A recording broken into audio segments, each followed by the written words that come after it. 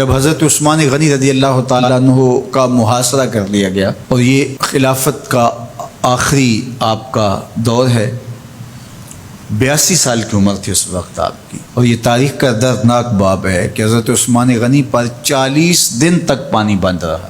وہ ایک منصوبہ تھا، 3 لوگ 3 مختلف شہروں سے چلے، مصر سے، کوفے سے اور بصرے سے، 1,000 آدمی لے کر کے، اور مدینہ المنورہ میں پہنچ کر کے حضرت علی المرتضیٰ سے ملے، ام المومنین سیدہ عائشہ سے ملے، کبار اصحاب سے ملے۔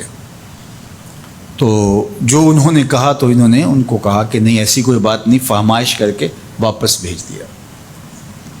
حضرت عثمان غنی رضی اللہ تعالیٰ عنہ پر اقربا پروری کا الزام عائد کیا تھا، تو انہوں نے کہا کہ کوئی ایسی بات نہیں ہے۔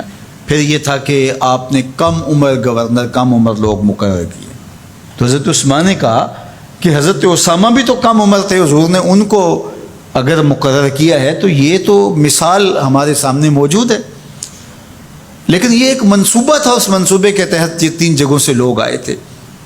وہ 3 دن کی مسافت کے بعد پھر تینوں واپس آ گئے، تو یہ ایک سوالیہ نشان ہے کہ تینوں کیوں واپس آ گئے، کوئی ایک تو نہ آتا نا، تو یہ سب طے شدہ منصوبہ تھا۔ اور پھر انہوں نے مدینہ المنورہ کو گھیر لیا، اور جس طرح سے بلوائیوں نے حالات پیدا کر دیے، سیدنا علی المرتضیٰ رضی اللہ تعالیٰ عنہ تو شہر مدینہ سے باہر تشریف لے گئے تھے، اور اپنے بیٹوں امام حسن اور امام حسین رضی اللہ تعالیٰ عنہ کو حضرت عثمان غنی کے دروازے پر مقرر کیا تھا کہ ان کو ضرر نہ پہنچنے دینا۔ اب 700 صحابہ اجازت طلب کر رہے ہیں کہ آپ ان بلوائیوں سے نپٹنے کا میں جو ہے وہ اجازت نامہ مرحمت کریں، اور بہت سارے لوگ تو حج پہ جا چکے ہیں۔ 18 ذی الحج کا واقعہ ہے جب آپ کی شہادت ہوتی ہے، تو وہ حج پہ جا چکے ہیں، تو جو یہاں موجود ہیں وہ اجازت طلب کر رہے ہیں، لیکن حضرت عثمان غنی رضی اللہ تعالیٰ عنہ نے کہا کہ نہیں، میں ایسی اجازت نہیں دوں گا۔ رسول اللہ صلی اللہ علیہ وسلم کا حرم شہر مدینہ لوگوں کے خون سے لالازار ہو، یہ میں اس کو گوارا نہیں کرتا۔ افواج موجود ہیں، اور دنیا کی تاریخ میں آپ کو ایسا نہیں ملے گا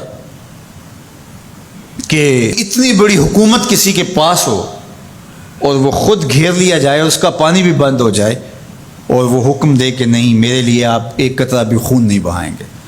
بلکہ آپ کے غلاموں نے جب تلواریں اٹھا لی تو آپ نے فرمایا کہ میرا حکم ہے کہ تم تلواریں نیچے رکھو، بلکہ میں تمہیں یہ آفر دیتا ہوں کہ جو غلام لڑے گا نہیں اور یہ میرے سے عہد کرتا ہے وہ آزاد ہے۔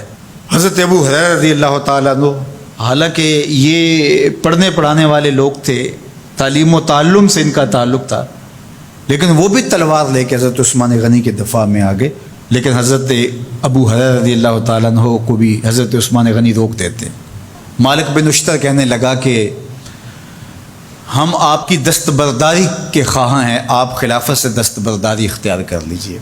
تو حضور علیہ الصلوۃ والسلام کے اس جانثار صحابی نے، حضرت عثمان غنی نے فرمایا یہ نہیں ہو سکتا۔ دستبردار کیوں نہیں ہوئے؟ لگتا تھا یہ سب سے زیادہ آسان تھا، لیکن حضور نے ارشاد فرمایا تھا، اے عثمان، تمہیں اللہ ایک قمیض پہنائے گا، لوگ اس کو اتارنا چاہیں گے، تم کبھی نہ اتارنا۔ تو اس سے مراد خلافت کی قمیض ہے، اور ان کی شہادت کی خبر بھی اللہ کے محبوب علیہ السلام نے دی تھی، اور اگر آپ دستبردار ہو جاتے تو یہ ایک کھلونا بن جاتا، بازیچہ بن جاتی خلافت۔ چند آدمیوں کے پریشر سے خلافت سے دستبرداری کرنا پڑتی۔ اچھا، ایک یہ سوال بھی پیدا ہوتا ہے، چند باغی تھے، ان کو کس طرح کچل دیا جاتا؟ لیکن حضرت عثمان غنی یہ نہیں چاہتے تھے۔ ایک تو یہ کہ مدینے کی حرمت پامال نہ ہو، اور دوسرا پورے عالم اسلام کو آگ لگانے کا جو منصوبہ تھا، 3 مختلف شہروں سے 1,000 آدمی لایا گیا ایک منصوبے کے تحت، اور انہیں لاشیں چاہیے تھیں، اور جو ان کے پیچھے کام کر رہے تھے نادیدہ ہاتھ، ان کا منصوبہ یہ تھا کہ یہاں سے مختلف سمتوں میں، یہ تینوں شہر مختلف سمتوں میں تھے، تینوں سمتوں میں جب لاشیں جائیں گی تو پورے عالم اسلام کو ہم جو ہے وہ خانہ جنگی کی آگ میں دھکیل سکیں گے۔ تو حضرت عثمان غنی ان سازشوں سے آگاہ تھے، تو سب سے اہون اور آسان یہ تھا کہ قربانی پیش کر دی جائے، اور پھر انہوں نے سن بھی رکھا تھا کہ 2 شہید ہیں، شہید تو انہوں نے بہرحال ہونا ہے، تو لہٰذا میں خلافت سے دستبردار بھی نہیں ہوں گا، اور شہر مدینہ کی حرمت بھی پامال نہیں ہونے دوں گا۔ اور تیسری بات یہ ہے کہ میں خود مظلوم شہید کر دیا جاؤں، تو وہ آپ نے یہ گوارا کر لیا۔ تو 18 ذوالحج تھا، جمعہ کا ہی دن تھا، اور حضرت عثمان غنی رضی اللہ تعالیٰ عنہ روزے سے تھے، عصر کا وقت تھا، قرآن مجید کی تلاوت کر رہے تھے۔ حضرت امام حسن، امام حسین اور حضرت عبداللہ بن زبیر اور دیگر لوگ آپ کے دروازے پہ پہرا دے رہے تھے، لیکن باغی پچھلے گھر سے دیوار پھلانگ کے آپ کے گھر میں داخل ہوئے اور تلوار سے وار کیا۔ آپ کی زوجہ حضرت نائلہ آگے بڑھی اور ہاتھ سے روکنا چاہا، آپ کی انگلیاں کٹ گئیں۔ پھر دوسرا وار کیا تو حضرت عثمان غنی رضی اللہ تعالیٰ عنہ کا دایاں ہاتھ کٹ کے گر گیا۔ حضرت عثمان غنی رضی اللہ تعالیٰ عنہ نے افسوس کیا اور کہا کہ تم نے وہ ہاتھ کاٹ دیا جس سے میں وحی کی کتابت کیا کرتا تھا۔ پھر اس کے بعد آپ پر 9 وار کیے گئے اور آپ کو شہید کر دیا گیا، اور آپ کا خون قرآن مجید پڑھتے ہوئے اس آیت پہ گرا، فَسَيَكْفِيكَهُمُ اللَّهُ وَهُوَ السَّمِيعُ الْعَلِيمُ۔ تو حضرت عثمان غنی رضی اللہ تعالیٰ عنہ مظلوم شہید کیے گئے، بھوکے اور پیاسے شہید کیے گئے، ظلماً شہید کیے گئے۔ حضرت عبداللہ بن عمر رضی اللہ تعالیٰ عنہ فرماتے ہیں کہ حضور فتنوں کا ذکر کر رہے تھے کہ فتنے ہوں گے، بہت بڑے فتنے ہوں گے۔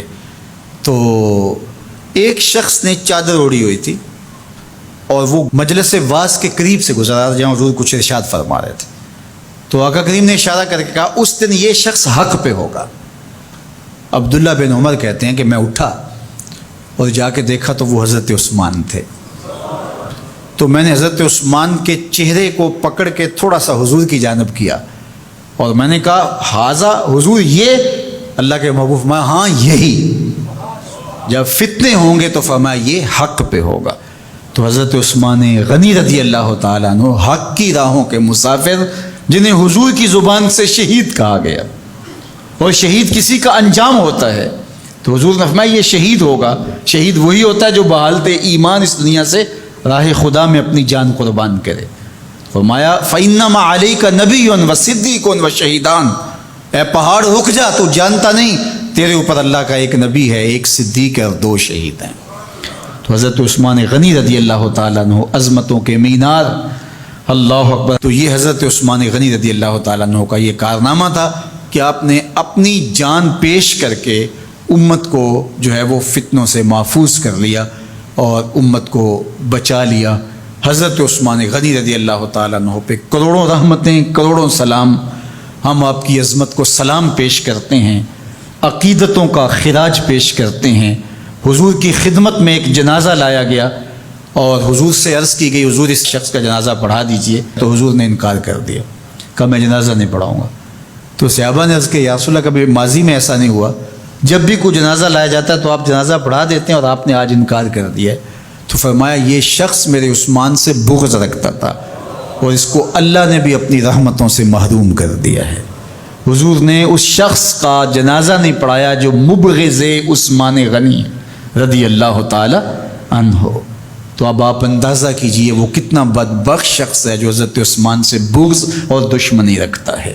حضرت عثمان غنی رضی اللہ تعالی عنہ سے اللہ کے محبوب علیہ السلام نے کتنی خوبصورت ارشاد فرمائی، میں اس سے حیا کیوں نہ کروں جس سے اللہ کے فرشتے بھی حیا کرتے ہیں۔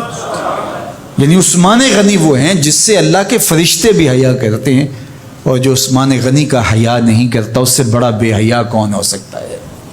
حاکم نے مستدرک کے اندر روایت ذکر کی ہے کہ بہت سارے صحابہ حضور کی بہت ساری خوبیوں کے مظہر تھے، اور سب سے زیادہ حضور کے خلق کے مشابہ حضرت عثمان غنی رضی اللہ تعالیٰ عنہ، اور خلق میں سب سے اونچا درجہ حیا کا ہوتا ہے۔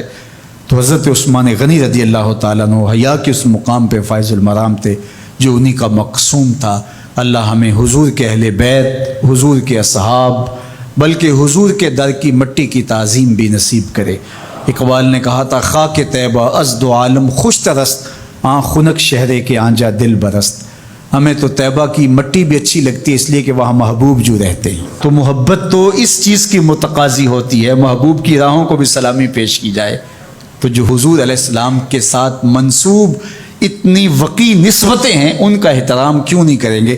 تو حضرت عثمان غنی تو داماد رسول ہیں، حضرت عثمان غنی تو ذو النورین ہیں، حضرت عثمان غنی تو حضور علیہ الصلوۃ والسلام کے محبوب اور حضور علیہ الصلوۃ والسلام کے پیارے ہیں، ان کو جنت کی بشارت دی گئی ہے، عشرہ مبشرہ میں سے ہیں، 4 جلیل القدر خلفاء میں ان کا نام شامل ہے، اور پھر حضور کی 2 صاحبزادیاں ان کے نکاح میں آقا کریم نے ان کو شہید خود قرار دیا، اور میرے اور آپ کے آقا و مولا نے کہا آج کے بعد کوئی عمل عثمان کو نقصان نہیں دے گا، اور کہا عثمان سے میں حیا کیوں نہ کروں، اس سے اللہ کے فرشتے بھی حیا کر